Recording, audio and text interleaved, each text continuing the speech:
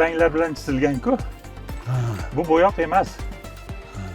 Toshni o'zi slanis bo'lgani uchun bildirish kerak. Yo bo'lmasa o'rtadagi sudya oyog'ini bunday qilib turibdi-yu, bu ham shunaqa. Bu o'sha anu korridalarni, demak, manbalari deb aytilyapti. Manbalarida.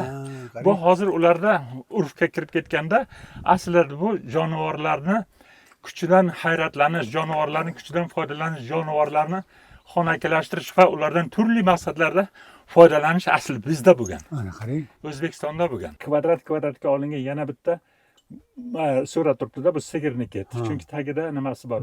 Buzoqchasi ham bor. Keyingi paytda xalqimiz omoch, bo'yinturoq u deb atab ketdi.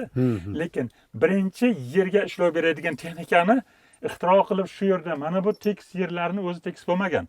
Shu yerlarda dehqonchilik qilganligini dokumenti mana shu, pasporti shu. Demak, bekor bo'lmagan, u jonivorni xonakilashtirish harakati bo'lgan, sport musobaqalari bo'lgan. Qarang, sudya bor, sudyaning obrazlari bor, to'g'rimi? Buzoqchalar mana bekorga emas, ko'paytirish, chorvachilik degan masala bo'lgan demak. Bizda O'zbekiston davlatchiligini 3000-4000 yillik deyapmiz. Lekin madaniyatimiz 2 barobar qadimiyda. Demak, biz bu hududni tarixi deganda davlatchilik 3000 yillik ehtimol bo'lishi mumkindir, lekin insonning madaniyati, yashash madaniyati, turmush madaniyatining shakllanishini 7000 yil shu hudud bilan bemalol bog'layveramiz.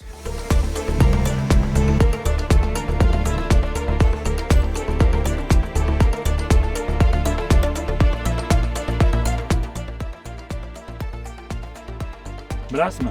Bizda hozir Sarmishsoyda 10 mingdan ortiq 7000 yillik 10 mingdan ortiq 7000 yillik qoyatosh oldindan chizilgan. Endi biz o'ylaymizki, bizda tasviriy san'atimiz bari-bilan bir-biridan o'rganib rivojlanib ketgan. Mo'tadil iqlim, oziqaga mo'l, demak, qulay shart-sharoit bo'lganki, mana bu yerlar bundan 100 ming yil avval tog'larimiz o'rmon bilan qoplangan edi. Soylarimizda suv mo'l edi.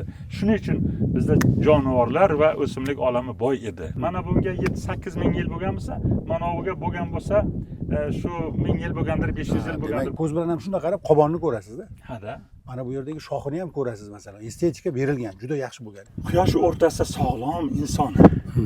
Quyosh demak hayot manbai ekanligi, quyosh bo'lmasa hayot yo'q degan falsafa yotibdi.